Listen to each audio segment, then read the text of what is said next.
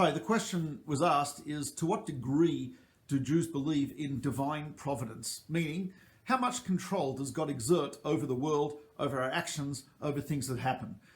So there are quite a number of major views regarding this. I want to give you three of the most famous ideas regarding divine providence. First is Maimonides. Maimonides says, quoting the Talmud, that says everything is in the hands of heaven except for the fear of heaven. And he understands that to mean that all actions which are of a moral nature, all decisions of a moral nature, i.e. fear of heaven, that is in the hands of the human being. That is all human free will.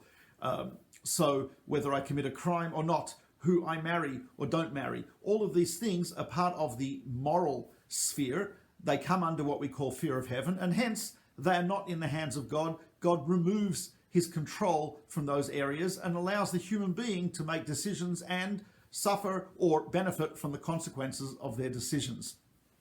However, everything else, for example, where I am born, matters of security which are beyond my control, in any area like the weather or things like that, that would be in the hands of heaven. So there is this idea that everything's in the hands of heaven except for the fear of heaven, and under the fear of heaven, Maimonides puts everything in the moral sphere, and everything else is in the hands of heaven. However, Maimonides also points out that God does affect all these external circumstances. That varies depending on the person. Meaning, a person who is completely devoid of connection to God, never thinks of God, never thinks of the divine, completely goes through their life without any thought of that, such a person will not experience divine providence. Meaning God's providence over them will be very similar to what it is over a species or over nature. They have not exhibited a connection to God, and therefore they will have zero divine providence.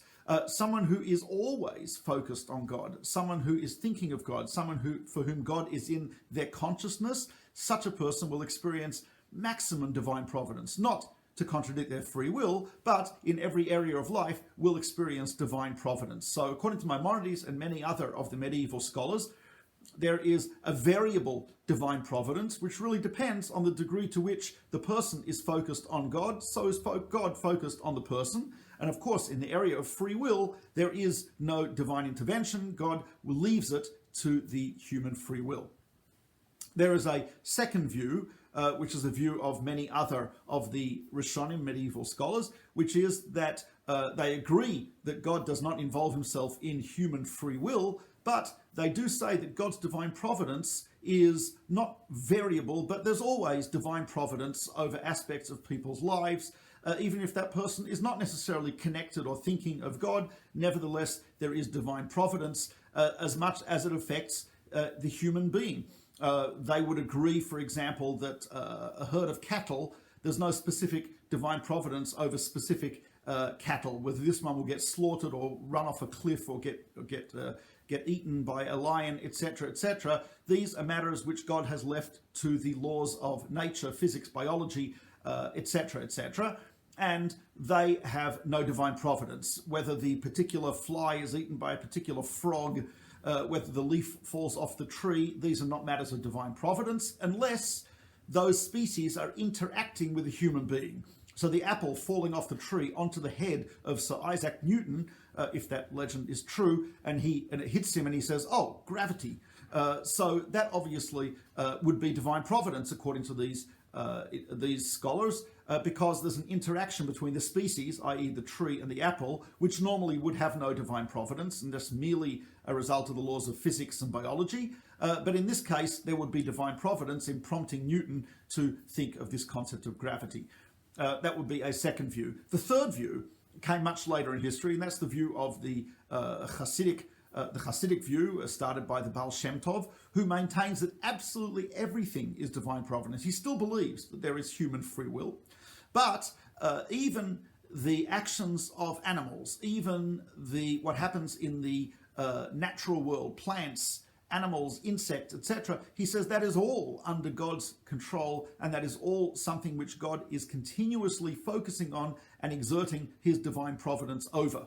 So he would be a maximum view of divine providence, that not only when they interact with humans, but everything in nature, everything in the world is divine providence from which we can learn, from which we can derive something, and if we perceive it. But even if we don't perceive that divine providence, there would still be divine providence. Those are the three main views.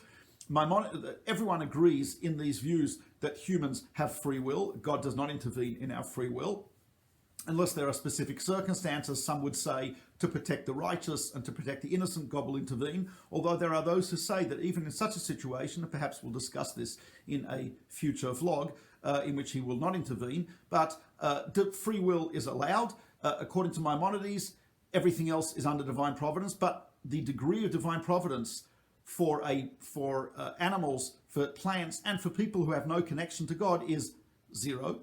And there's a variation of it. There are degrees of it, and the maximum connection to God is maximum divine providence. Other scholars maintain that every human has divine providence, even though they agree that animals and plants do not.